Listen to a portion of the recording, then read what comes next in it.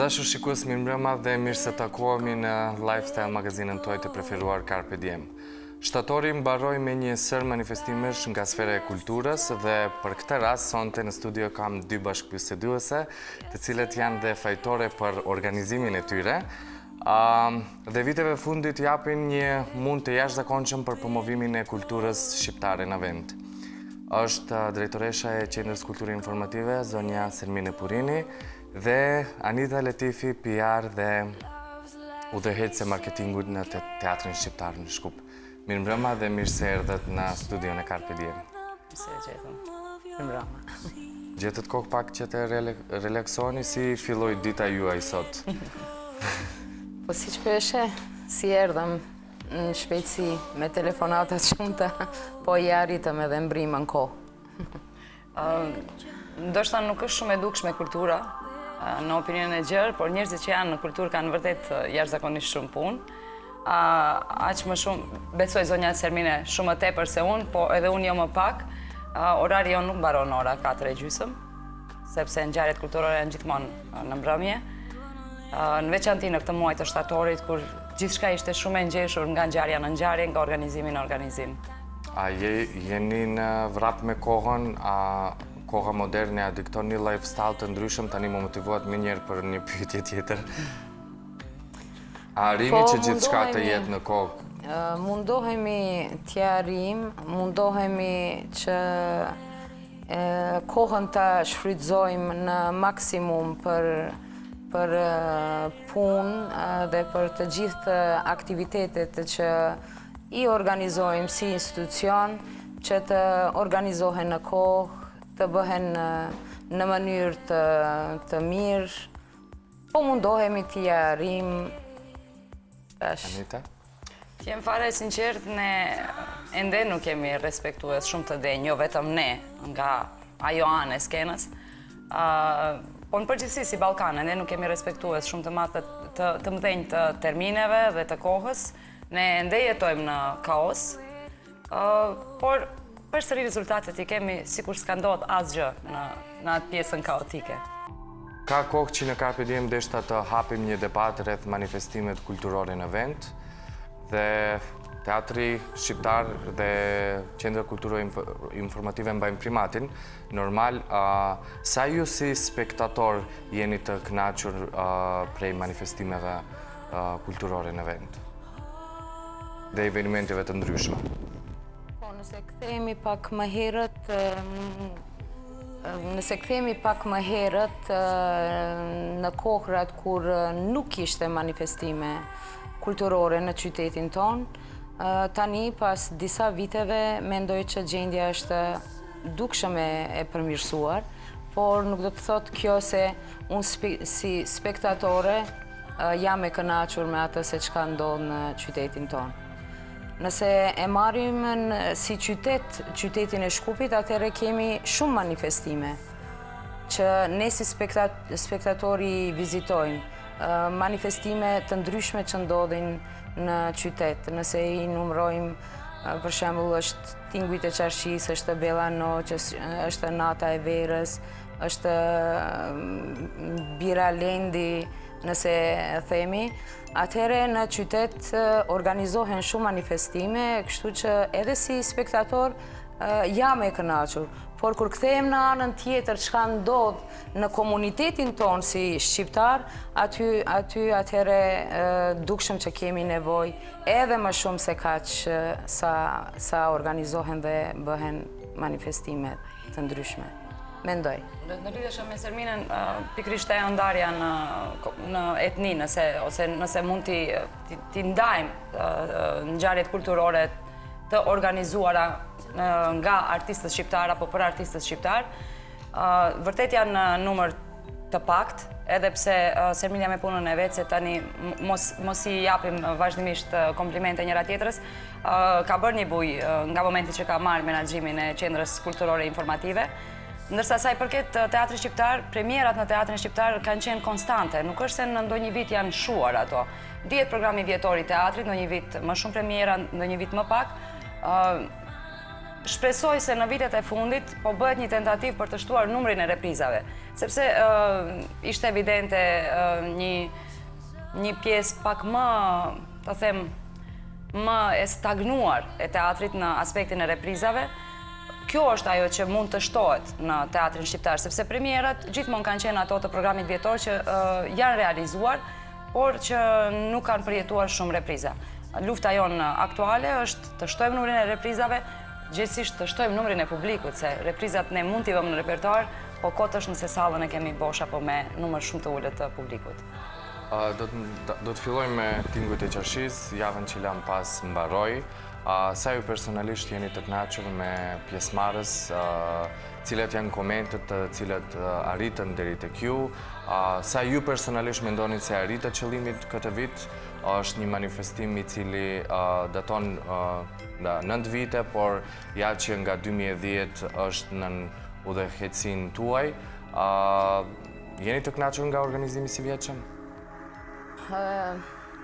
Jam e kënaqur pjesërisht prej organizimit, do me thënë ne si institucion u munduam që në mënyrë perfekte të jenë të gjithë performansat, gjithë aktivitetet, po ndonjëherë edhe me natyrën nuk mund të shtyhemi, ishte për fat keq koha me shi, por këtë vit e bëm një gërshetim të manifestimit me ardhjen e mysafirëve arbëresh nga Italia, se zakonisht Tingujt e Qershis bëhen një natë, do më thënë një 24 orë, për orës 12 deri në ora 12 të natës.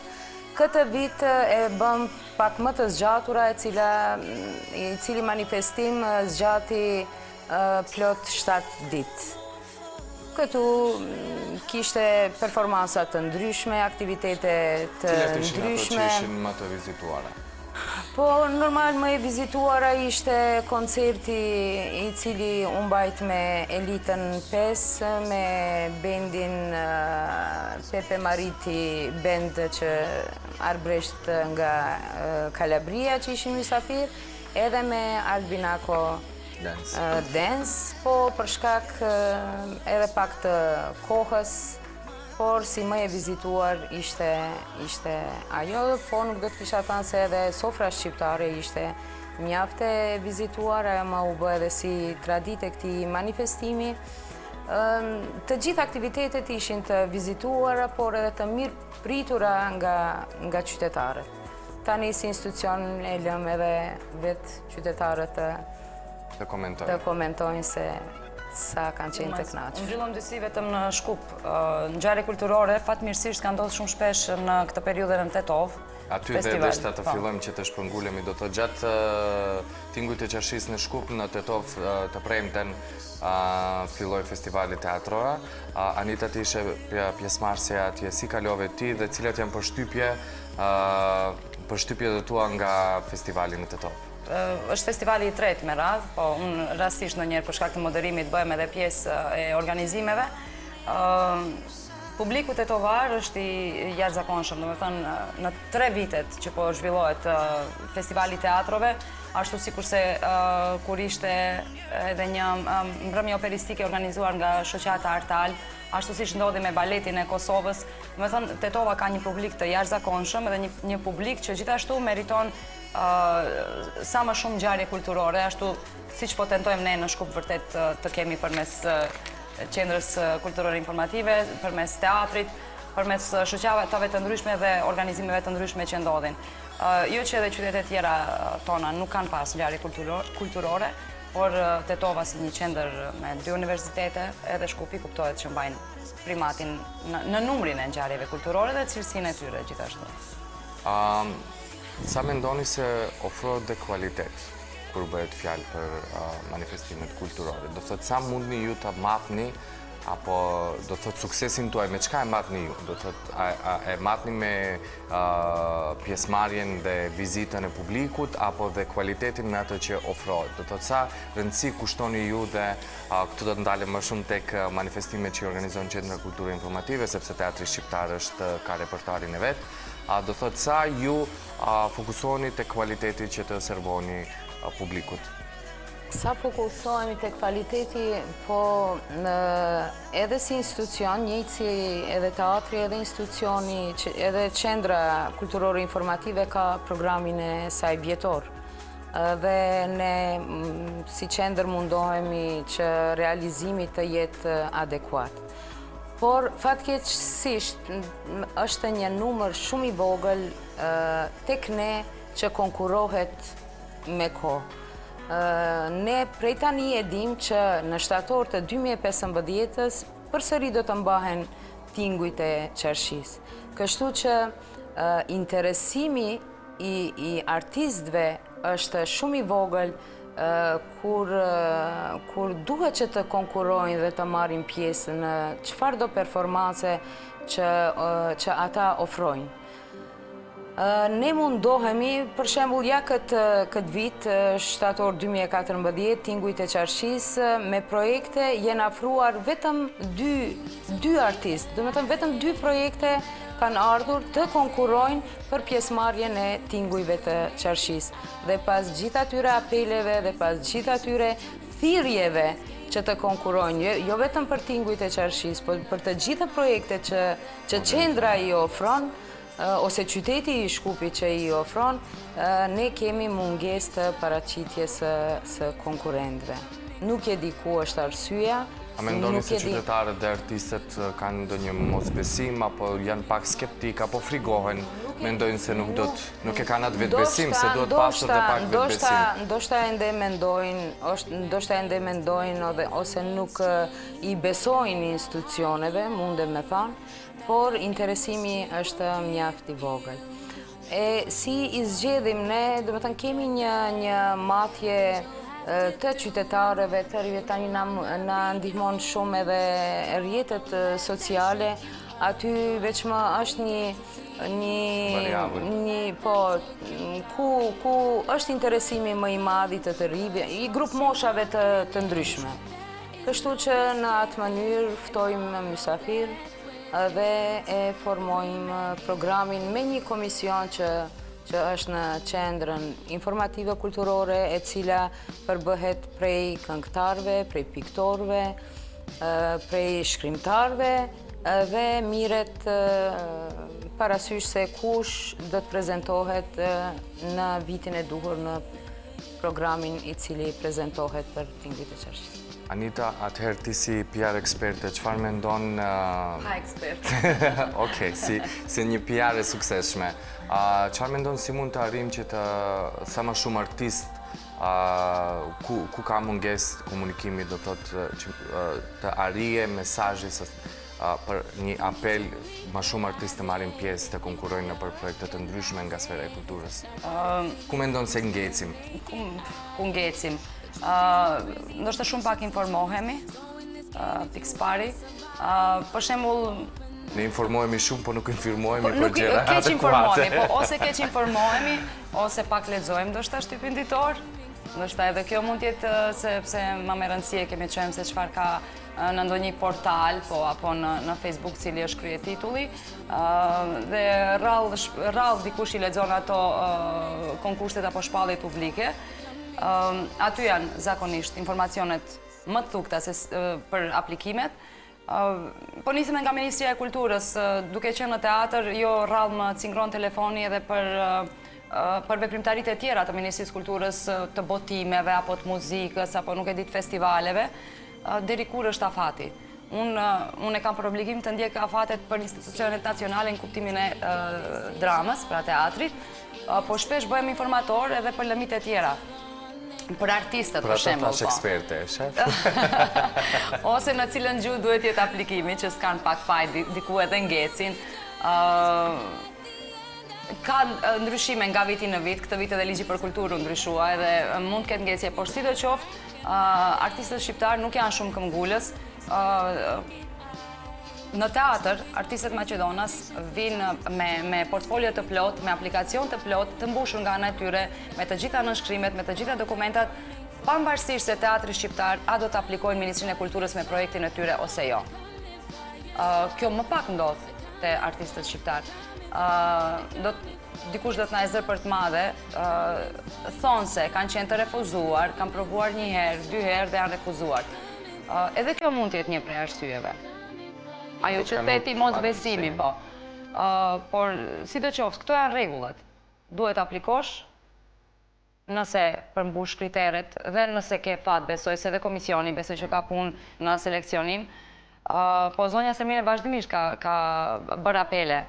Në veçanti në qendrën kulturore informative ka hapësirë për artistë të shumtë, që ndoshta nuk do të gjejnë derë të hapur diku tjetër, aty do të gjenjin. Po vërtet duhet të punohet pak në ngritjen e vetdijes të artistët tonë, të shoqatat tona. Arritët që të bleni shihen e publikut deri më tani? Nuk mund të themi arritëm shijen e publikut sepse shijet janë të ndryshme për publikun. Por sidoqoftë publiku e gjen veten në ato çka ne ofrojmë. Më duket se kemi projekte për gjithë publikun, nuk mund t'i ndajmë sepse zhanre të ndryshme. Kemi publik që donë muzikën klasike, kemi publik që donë muzikën popullore, edhe populloria do të thënë ka variante të ndryshme. Kështu që prapë po kthehem ne si qendër i ofrojmë gjitha zhanre dhe ata publiku zgjedh se ku e dim që publiku do komerciale, apo në rastin tonë do komedin, por teatri dhe institucionet kulturore kanë një mision pak më të shenjtë se sa vetëm të kënaqin publikun. Ato duhet të lënë gjurmë. Dhe këto gjurmë nuk lihen vetëm duke kënaqur qoftë dhe një mas të gjerë për momentin. Pikërisht muzika klasike apo ekspozitat që ndoshta nuk janë gjithmonë, apo një tragjikomedi siç është aktualisht në repertuarin e teatrit shqiptar, ndoshta nuk është për konsum të gjerë, por është diçka që duhet të lërë gjurmë në historinë e zhvillimit të kulturës tonë. A ka matës që ju tregon se sa keni ndikuar ju pozitivisht në promovimin e kulturës shqiptare dhe në ngritjen e vetdijes tek populli i gjerë? Sepse kanë kaluar dhe pak vite që jeni organizator tek 2 institucionet. Për vete nuk jam e kënaqur me rezultatet akoma. Do thot për shembull, një shembull mund të jetë nëse para 4 viteve në tingujt të Qashis apo në ndonjë promovim të shfaqjes kanë ardhur të themi 100 veta dhe tani 2015 vinë 400 veta. Një sallë plot kërkohet, do thot kërkojnë bileta dhe për reprizë, do thot është një matës se dal nga dal, do thot po bëhet diçka, do thot sa ju mendoni se keni ndikuar pozitivisht apo sa mendoni se keni ndikuar edhe në lifestyle-in e përditshëm tek qytetarët? A keni menduar në këtë sferë? Sa kemi ndikuar, ndoshta edhe kemi ndikuar edhe pse në krahasim, nëse bëjnë një krahasim me institucione tjera, ma merr mendja se edhe teatri është aty ndikun edhe pse tani kanë filluar me bileta. Qendra kulturore informative nuk ka bileta, sidomos to 4 vitet, 5 vitet e fundit, për asnjë koncert, për asnjë promovim, për asgjë, do me thënë i gjithë programi që i servohet publikut jenë gratis në krahasim me institucione tjera të qytetit të Shkupit, ku duhet shkuar më herët për t'i rezervu biletat, për t'i ble biletat dhe për t'a pa koncertin ose çka do qoftë që është në programin e institucionit tjetër. Ne ende e lusim publikun që të vi, ne ende... Akoma jemi në atë nivel që do të lusim, që të bëjmë... Jo të lusim, por t'ju servojmë kulturën tonë, t'ju servojmë atë, dhe më thënë, që së paku të vinë na vizitojnë në institucion. Nuk mund të them se nuk jam si menaxhuese e institucionit e kënaqur, sepse nëse kthehemi disa vite më vonë, qytetarët as nuk e kanë ditur se ku është qendra kulturore informative, në krahasim me këto vitet e fundit, vetëm se më duke se nuk ka qytetar që nuk e din se ku është qendra. Edhe ajo është një lloj suksesi. Dhe natyrisht që numri i vizituarve është e vitin në vit do të thotë rritet. Po, çka më tepër më lën përshtypje dhe më pëlqen se tani më këto, sidomos 2 vitet e fundit, paraqiten vetë studentët, kërkojnë sallonin 19-19 ose i kërkojnë galeri që për punimet e tyre. Më vjen mirë se shkollat e mesme jenë aktive, nxënësit jenë aktiv. Do të gjeneratat e reja më janë më i turse. Për projektet të tyre, do me thënë, pa ndihmën e profesorit ose në vetë organizimin e nxënësve, ata më paraqiten vetë me projektet të tyre që ta shfrytëzojnë sallën ose çka do qoftë që ne në kohën tonë ato nuk i kishin. Që do me thënë tani i kanë edhe i kanë dyert e hapura dhe vetëm mund të punojnë se ne ju ofrojmë gjitha. Anita, ku e sheti progresin në teatrin shqiptar? Kur je para kamerave dhe gjithmonë mendohesh se mos po thua diçka gabimisht, se mos dikush do të preket apo do ta keq interpretoj atë që ti e thua. Por unë e shfrytëzoj Carpe Diem sot për të thënë disa brenga nga teatri shqiptar që i ka me publikun. Po flas nga përvoja personale, nuk po flas në emër të gjithë teatrit, kuptohet. Po flas nga përvoja e punës time si menaxhere e shitjes të biletave, nëse ekziston një gjë e tillë në teatrin shqiptar. E ke shpikur dhe një profesion. Fatkeqësisht, po, se këtë duhet të bëj menaxheri marketingut në teatr. Kanë lëvizur gjërat, nuk është se nuk kanë lëvizur. Ka ndryshuar pak edhe publiku. Unë mund të flas për teatrin shqiptar nga viti 2010, kur kam hyrë për të punuar, mund të flas si spektatore e teatrit shqiptar shumë vite më herët. Më pengon kur lexoj në media opinione të alamet njerëzve. Më pengon kur dëgjoj në tavolina alamet njerëz që flasin se në ç'nivel nivel kemi ne kulturën tonë, dhe unë ato njerëz nuk i kam parë me vite në teatr, ose në qendrën kulturore informative, ose nuk e di. Ndoshta ata kanë shkuar në jazz festival, ndoshta kanë qenë në verën e Ohrit, ose ku e di unë ndonjë ngjarje të madhe kulturore tjetër, po më pengon kur flasin për nivelin e kulturës shqiptare dhe nuk janë konsumues të saj. Unë do desha që të rritet ky numër dhe do desha që kur të vi kritika të vi vërtet me bazë, nga dikush që e ka ndjekur shfaqjen, nga dikush që e ka parë ekspozitën. Apo që është në rrjedha me gjithë situatën. Kush e di sa të kemi bërë brenda këtyre viteve, përsëri mendoj se ka akoma shumë për të bërë, sepse vërtet ka jashtëzakonisht shumë shqiptarë në kryeqytet, aq më shumë që asnjë qytet tjetër nuk është larg për të parë një reprizë të një shfaqje apo për të ndjekur një manifestim siç ishte ky i si vjetshmi i tingujve të Çarshis. Atëherë unë do doja tani të shkëputemi që të shohim inserte nga të dy manifestimet dhe nga Festivali Teatrove në Tëtov dhe Tingujt e Çarshis dhe pastaj rikthehemi për të vazhduar debatin.